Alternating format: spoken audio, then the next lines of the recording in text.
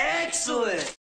What's up guys, welcome back to Paul's Hardware. Today's video is theoretically going to be my setup and final configuration and installation of this, my godly streaming and capture system that I've been working on for quite a while now, and in fact been working on all day today, and I was hoping to be a little bit further along right now than I am, but all that said, I've got an event to go to tomorrow, so I'm gonna have to kind of cut it off here and share with you guys what I've gotten done so far. So basically, I started this off yesterday, and I started off by taking my system that's out in the garage, my existing streaming system, and pulling out my Blackmagic Intensity Pro out of that, reinstalling it in here to populate the final PCI Express slot. With that installed, I'm pretty much like maxed out as far as what is connected to the system. I have a 6950X processor that's installed up on the top. I have the GTX 1080 Ti, of course, as well as the 3 capture cards, the input card for the 4K, the output card for the 4K, and then of course the 1080 in and out card that is down at the bottom. There's 3 different ways that I was going to set up and test as far as how I'm going to use this system. The first is going to be just directly capturing 4K high quality footage from my camera that I'm filming with right now, my Panasonic Lumix GH5, and then taking that footage and somehow getting it into a usable format so I can send it over to my editor Joe so he can actually edit it. The second thing that I wanted to do was set up OBS so that I can have multiple cameras coming in, one of course via the 4K capture card, another via the 1080, another via the Razer Ripsaw that I have right over here that's connected via USB 3, and then I could add a 4th camera via a webcam option that I have as well. That would allow me to stream in a way that I've done when I've done live streams before, where I've done builds, and allow me to have multiple cameras set up that I can easily tap the keyboard to switch between in order to give myself a view of one thing or the other. The final thing that I wanted to do, and I'm probably not going to get there at least the way I wanted, this is again based on my testing, was to use XSplit Broadcaster to capture 4K from my camera and get that set up for our live stream, Awesome Hardware, that we do every Tuesday, so I can start streaming that in 4K, because I've got the capabilities. I should go ahead and start streaming in 4K, but that's not going to work. I'm just going to tell you guys right up front, the 4K capture with the XSplit software just doesn't work in any way, shape, or form with these cards at least. I'm sure there's ways to do it. Maybe I'll figure it out eventually, but not today. So I'm gonna skip that one, and I'll focus on the other 2 configurations. So I've got this set up out in my dining room one more time, and that's mainly because it's super, super hot here in California. We're experiencing a heat wave in the southwest, but just to run over my configuration, because I have it kind of duplicating what would be set up out in the garage. My main camera is right here, Panasonic Lumix GH5. It can output in 4K via the HDMI 2.0 output that's got over there. It can actually do 422 10-bit 4K, which is pretty nice. Although, as you may have seen in my original video, that's very challenging to capture, at least when it captures in RAW.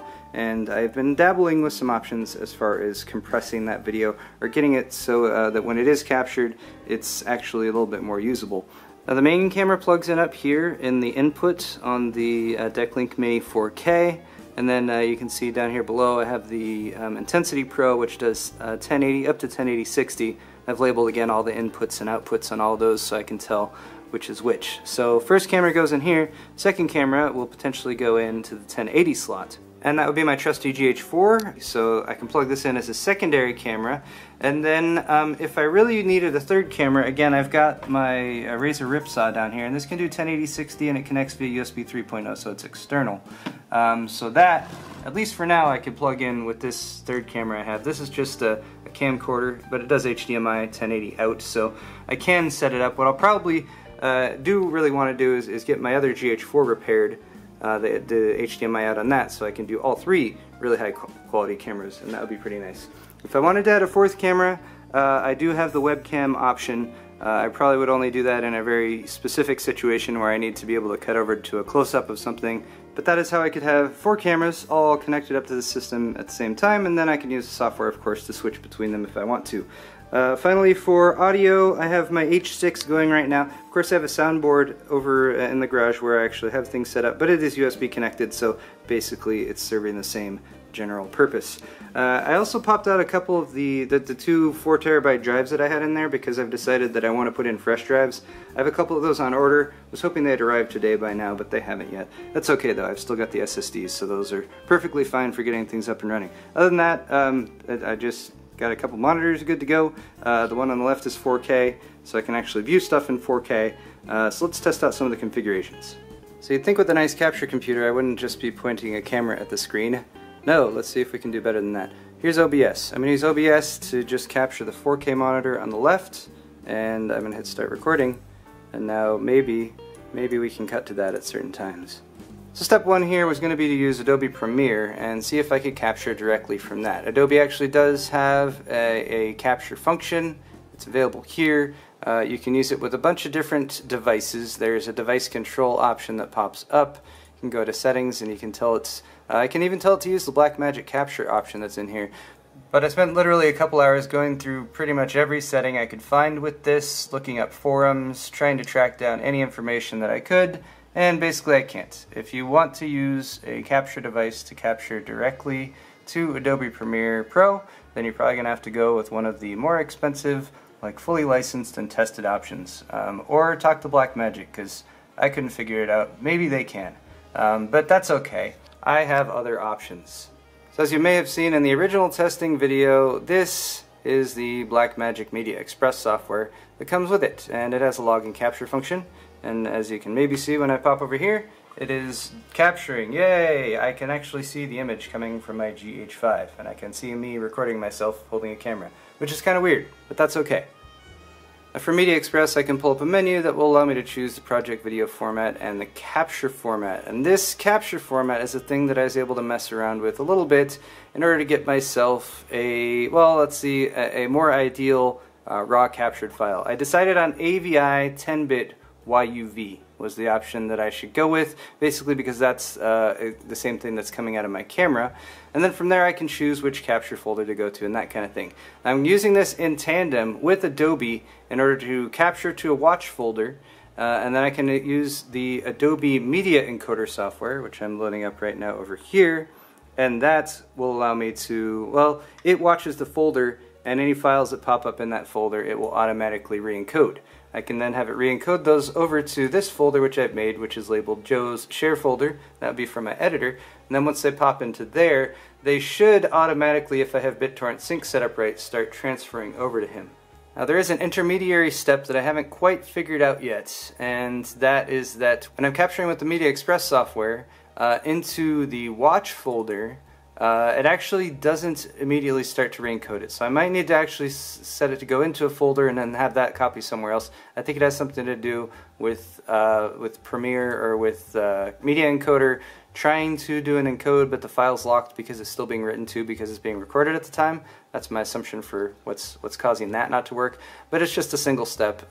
For the time being, I can manually drop the files into the watch folder when needed, and then Adobe Media Encoder will re-encode them, and then they can pop into the shared folder, and then again BitTorrent Sync should immediately start transferring it over to my editor Joe, which is pretty awesome. Now with Media Encoder, I'm actually trying to copy those captured files into Cineform, and Cineform is a part of QuickTime.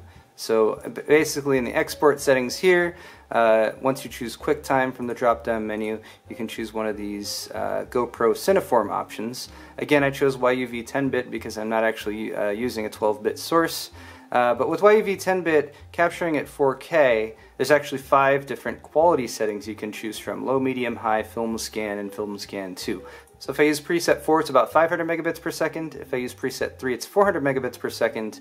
And if I use preset 2, it's 330 megabits per second. Preset 1 brings it all the way down to 250. That's still pretty high. If you consider my GH5 over there, that captures 4K 10-bit files, 422, at 150 megabits per second. So basically, I think what I'm going to do is, instead of capturing all of this stuff at 4K, I'm actually going to transcode it down to 1080 with the higher quality setting. I'll mess with some of those and see what kind of bit rates I can get. This is all based on Linus Media Group's testing and stuff that they've been doing actually for a good year or two now. But even with 1080 Cineform, it can actually be rendered at 4K with pretty much no impact on the quality. So I'm going to give some of those a test, and we'll figure out which kind of works best. And I'm definitely going to need a little bit more time to invest in that to get things going. Alright, if things weren't complicated enough as it already was, I have now plugged in 2 additional cameras. So one important thing about capturing from cameras like this, especially if you're going to do a live stream or something, is making sure they can be always on. So I actually have AC adapters for all these going in. It's like a battery adapter that plugs into one of these. Got them on eBay. So GH5 has that going there, and then a nice thin Redmir HDMI cable, which is going over to the back of the system where I already showed you guys. Next up we have my GH4, which has now been plugged in. Again, I'm not really worrying about what these are pointed at or anything like that. I'm just getting stuff set up. Same AC adapter going in for that one, and then HDMI out going from that, again back to the back of the system into the capture bag there. Down here on the floor, because I ran out of tripods, is the other, just this poor little camcorder. Which also has an AC adapter, so that's just plugged into the wall. And then again, HDMI out of that, going up into the ripsaw, and then that, again, USB 3, back into the computer. So let's see if these all play nice together.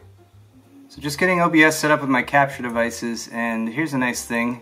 Drop down here lists both Blackmagic devices when I choose Blackmagic device from the capture devices settings. So I can see my Intensity Pro, I can see my Decklink Mini Recorder 4K, and here it's just a matter of setting up for the exact same settings that I was using that the camera is outputting, which would be 2160-24.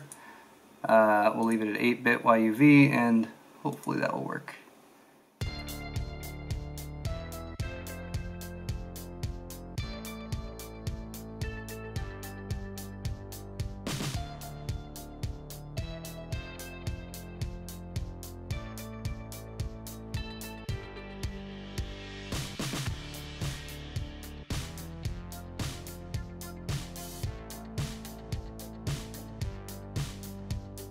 Alright guys, that's all for this video. Thank you so much for watching. I know this one's been a little off the cuff, but I had to get this system up and running and into production since it's a production machine that I'm going to be using probably on a daily basis. Thank you so much for watching this video though. Hit the thumbs up button if you enjoyed it, and we'll see you next time.